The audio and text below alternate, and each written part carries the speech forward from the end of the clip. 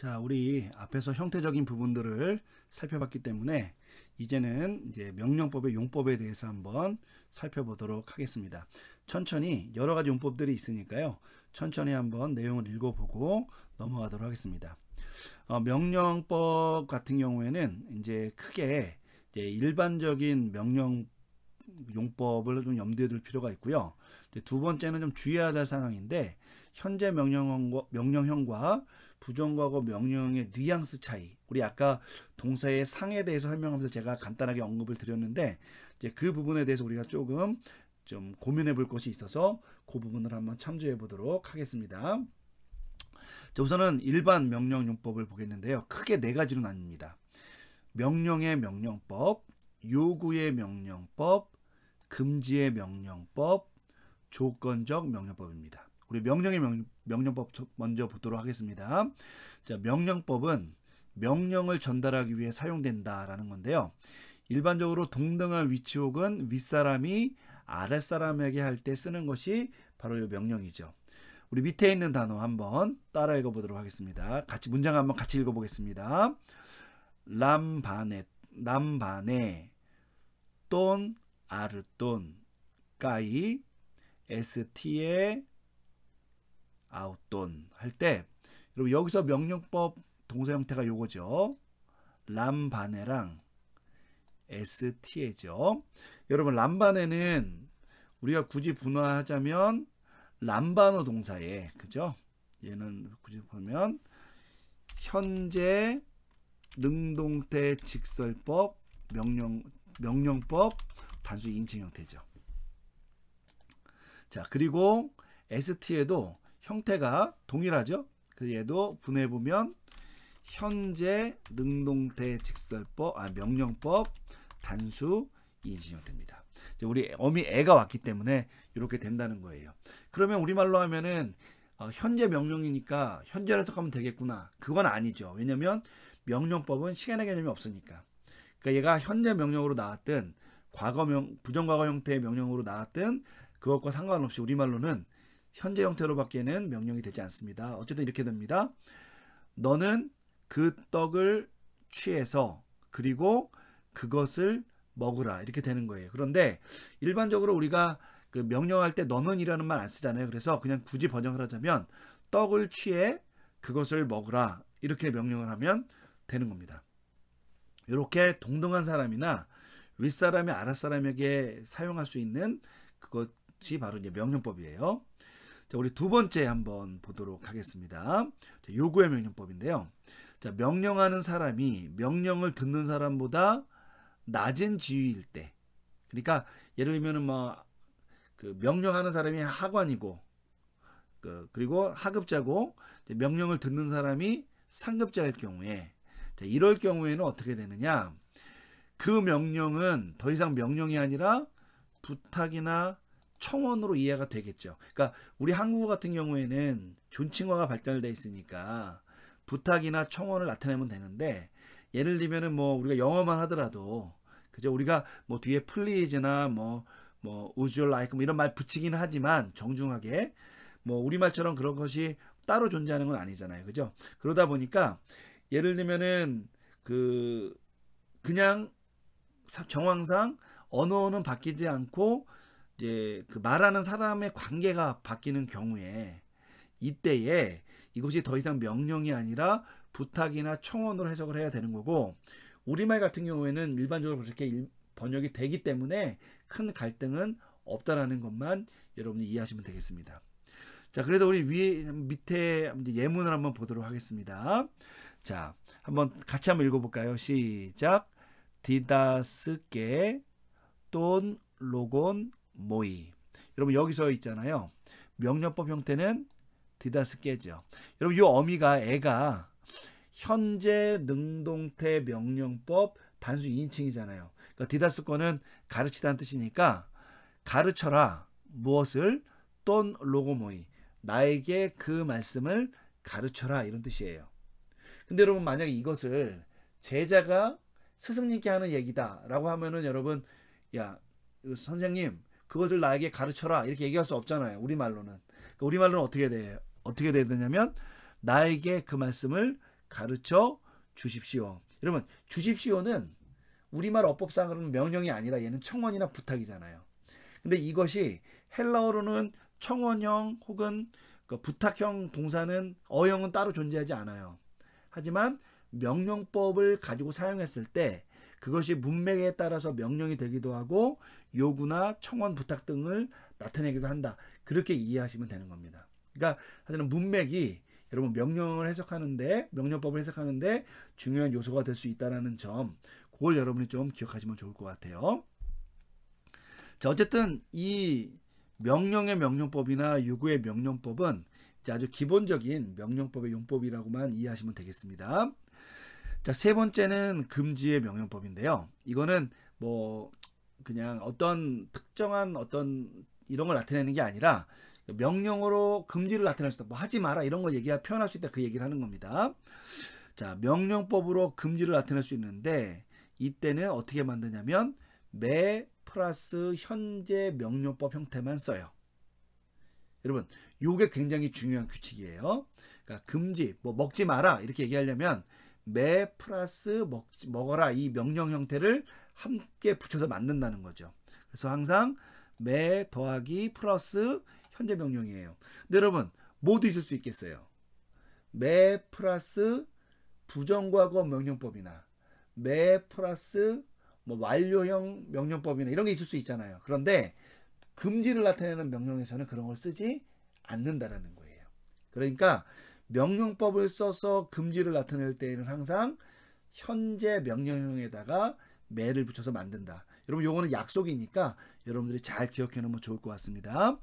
우리 금지의 명령 형태 한번 같이 읽어보겠습니다. 밑에 매 st에 돈 이제 아르돈. 자, 여기서 요 st가 우리 아까 위에서도 살펴봤죠. 요 위에 현재 능동태 명령법 단수 2인칭이니까 앞에 매가 없다고 치면은 먹어라 뭘, 그 떡을 혹은 그 빵을 먹어라 라고 말이 되는데, 이제 부정어를 나타내는 그 직설법이 아닌 법에서의 부정어를 나타내는 이 앞에 매를 딱 붙이니까 얘가 뭐가 된 거예요? 금지의 명령이 된 거죠. 그래서 그 떡을 먹지 말라 이렇게 된다는 겁니다. 자, 우리 193쪽에 있는 이 내용 아까 이미 설명을 드렸죠. 부정과거 명령법 구문형은 존재하지 않고 대신 부정과거형으로 금지를 나타낼 때에는 이 형태 매 플러스 부정과거 가정법 형태를 쓴다는 거예요. 여러분, 가정법 형태는 우리가 다음 거에 배울 건데 여하튼 요 두 가지 형태를 여러분이 좀 구분해서 잘 기억하셔야 된다는 겁니다. 그래서 현재 형태를 가지고 금지를 나타낼 때에는 매 플러스 현재 명령법, 그리고 부정과거 동사를 사용해서 금지를 나타내려면 매 플러스 부정과거 가정법 형태를 쓴다. 여러분, 요거는 우리가 중요한 문법일 수 있으니까 잘 기억해 놓으시면 좋겠고요. 자, 그 다음으로 조건적 명령법이라는 게 있는데요. 자, 얘를 한번 읽어보겠습니다. 명령법을 통해 조건을 나타낼 수 있다. 이를 조건적 명령법이라고 부르는데 이 경우에는 구문 형태가 있어요. 뭐냐면 명령법 플러스 까이 플러스 미래 직설법 구문을 사용합니다. 다시 한번요. 명령법 형태에다가 뒤에 까이가 나오고 미래 직설법이 되는 거예요. 그럼 이렇게 되겠죠. 뭐뭐 해라 까이, 그리고 근데 여러분 꼭 그리고라는 뜻이 아니라 앞에 나온 것과 뒤에 나온 것을 연결해 줄 때도 까이를 쓰니까 그러면 이렇게 해석이 가능해요. 그럼 이렇게 되겠죠. 무엇을 해라 그러면 미래 직설법 될 것이다 이런 거죠. 근데 여러분, 미래 직설법은 미래에 일어날 거니까 아직 발생한 게 아니죠. 그러니까 앞에 뭐뭐 하라라는 이 말이 이 미래에 일어날 이 사건을 이제 사건이 발생하게 만드는 조건의 의미를 갖게 되는 거예요. 그러니까 여러분들이 이렇게 사용되어 있는 요 명령법, 요 구문에 들어간 요 명령법을 조건적 명령법이라고 한다라고 보시면 됩니다. 신약 성경에 굉장히 많이 나오니까 여러분들이 잘 기억해 놓으셨으면 좋을 것 같아요. 우리 밑에 있는 예문 한번 읽어보도록 하겠습니다. 자, 밥디스테테 까이 휘메이스 게네세스테 호이 마테따이 뚜 규리우. 여러분, 좀 어려운 문장이지만 잘 한번 보도록 할게요. 우선은 태때가 붙었어요. 그러면 태때가 붙으면 얘는 뭐가 되냐면 부정과거 수동태 명령법이죠. 단수, 복수, 2인칭이 됩니다. 그죠? 그러니까 얘는 뭐냐면 밥디조는 세례하다잖아요. 그러니까 얘가 이제 수동태 명령이 되니까 세례를 받아라 해요. 그런데 여러분 아까도 누차 말씀드렸지만 부정과거라고 해서 과거를 나타내는 게 아니에요. 명령법에서는. 그러니까 그냥 우리말로 문맥상 세례를 받아라, 뭐 세례를 받으라 이런 명령이 되는 거죠. 자, 그러면 까이 그러면 어떻게 되느냐, 이제 그 내용이 중요한 포인트가 되겠죠. 자, 까이 그러면 그 다음에 미래동사가 나온다 그랬잖아요. 여기 보니까 게네세스테가 나왔죠. 여러분 게네세스테는 기노마이 동사의 미래 직설법 디퍼넌트 복수 2인칭이에요. 한번 써볼게요. 위에다가 여기다 한번 써보겠습니다. 미래 직설법 디퍼넌트 복수 2인칭이에요. 그러니까 너희가 뭐 일 것이다죠. 그러니까 얘는 기노마이 동사 이다 동사에서 온 거기도 하고 되다 동사에서 온 거기도 하니까 이렇게 되겠죠.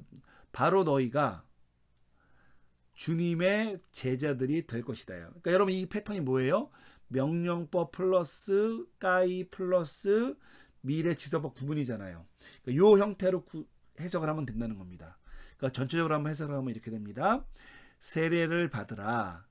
그러면 너희가 주님의 제자들이 될 것이다. 아직 주님의 제자가 안 됐죠. 한 가지 조건은 뭐예요? 세례를 받는 겁니다. 바로 이런 식으로 명령법이 조건을 나타내는 수가 있다라는 겁니다. 이 용법을 조건적 명령법이라고 한다. 여러분 그 명칭을 잘 기억해 놓았으면 좋을 것 같아요. 자, 우리 그러면 다음 단락으로 넘어가도록 해보겠습니다. 자, 우선은 요 15.1.3.2에서는 현재 명령어과 부정과거 명령어의 뉘앙스 부분을 좀 살펴보겠습니다. 헬러의 명령은 동사의 현재형과 부정과거형 및 완료형으로 표현될 수가 있어요. 그죠? 우리 아까 형태적으로 살펴봤죠. 이 세 가지. 특별히 현재형과 부정과거형이 자주 사용되는데 이때 현재형은 주어진 현안에 대한 명령을 나타내고요. 부정과거는 행위의 전반적 태도에 대해서 명령하는 것이라고 이해하면은 큰 그림에서는 맞습니다. 그래서 예를 들면 이렇게 되는 거예요. ST에 돈 R 돈 휘에 그러면 이 경우에는 ST에가 현재 명령이잖아요. 우리말로 하면은 떡을 먹어라 아들아 이런 뜻인데 얘는 어떤 뜻이 나냐면 식사 시간에 떡을 먹지 않는 거예요. 이 아들이. 그러니까 앞에 밥이 있는데 그러니까 야 얼른 입에 집어넣어 뭐 이런 뉘앙스가 그 안에 담겨 있다라고 볼 수 있는 겁니다. 그런데 이제 부정과거 명령 형태가 나올 때에는 약간 뉘앙스가 바뀐다는 거예요. 예를 들면 밑에 있는 거 한번 읽어보겠습니다. 파게 돈 아르 돈 휘에. 여러분 나머지는 똑같아요. 휘에 아들아 이런 뜻이고요. 돈 아르 돈은 그 떡을 이런 뜻인데요. 여러분 요 파게라는 요 단어가 뭐냐면은 우리 아까 먹다 동사 있잖아요. 요 동사의 이 부가 능동태 명령법 단수 2인칭 형태예요. 그러니까 얘는 아까 ST라는 동사 형태의 그냥 과거 형태라고 이해하시면 되는 겁니다. 자, 그러니까 예를 들면 얘는 번역할 때 뭐예요? 먹어라 이렇게 번역하는 거죠. 부정과거 형태지만 시간을 나타내지 않으니까 우리말로 그냥 먹어라예요. 그럼 여러분 잘 생각해 보세요. 우리 아까 앞서서 나왔던 193쪽에 나왔던 ST의 돈 아르 돈 휘에랑 파게 돈 아르 돈 휘에랑 우리말로는 둘 다 뜻이 뭐냐면 떡을 먹어라 아들아 이런 뜻이에요. 그럼 이 두 개가 어떻게 구분이 되냐는 거죠. 근데 앞에서 현재 형태는 지금 앞에 떡이 있는데 먹지 않으니까 그걸 먹으라고 현언하는 거지만 얘는 그런 의미라기보다는 평소에 떡을 잘 먹지 않으니까 좀 떡을 좀 잘 먹어라 이렇게 일반적인 이야기를 하는 거라고 볼 수 있는 겁니다. 자, 이전 문법서들은 현재 명령의 경우를 반복을 나타내는 것으로 부정과거 명령을 단어적 사건을 나타내는 것으로 보았고요. 이것이 동사형 자체에 객관적인 정보로 포함되어 있는 것으로 이해를 했었습니다. 이걸 흔히 동작류 이론이라고 불어요. 악지오 나르트라는 표현으로 부릅니다. 그러나 오늘날에는 이를 현안과 일반의 관점에서 이해하고요. 더 나아가 동사의 객관적인 정보가 아니라 저자 혹은 화자의 주관적 이해를 반영한다라고 봅니다. 그러니까 객관적 사실은 있고 그 사실을 이야기할 때 저자가 현재 형태를 써서 현안적으로 표현할 수도 있고 과거 형태를 부정과거 형태를 써서 일반론적으로 설명할 수도 있다. 여러분 그렇게 이제 우리가 보고 있는 것이죠. 이걸 흔히 어스펙트 세오리, 쉽게 말하면 상이론이다라고 부릅니다. 그런데 처음에 이 이론이 나왔을 때는 굉장히 획기적이어서 엄청나게 많은 인기를 누렸는데 지금은 또 학문이 어느 정도 안정되면서 계속 이거에 대한 수정적인 작업이나 반박들이 진행되고 있어요. 그래서 우리가 이 이론이 꼭 여기에 맞느냐라고 물어보면은 그렇지 않을 수 있는데 우리가 어쨌든 이런 것들이 이런 사항들을 염두에 두고 이 비직설법의 동사 형태에 접근하면은 우선은 큰 혼란은 피할 것이다라고 말씀을 드립니다.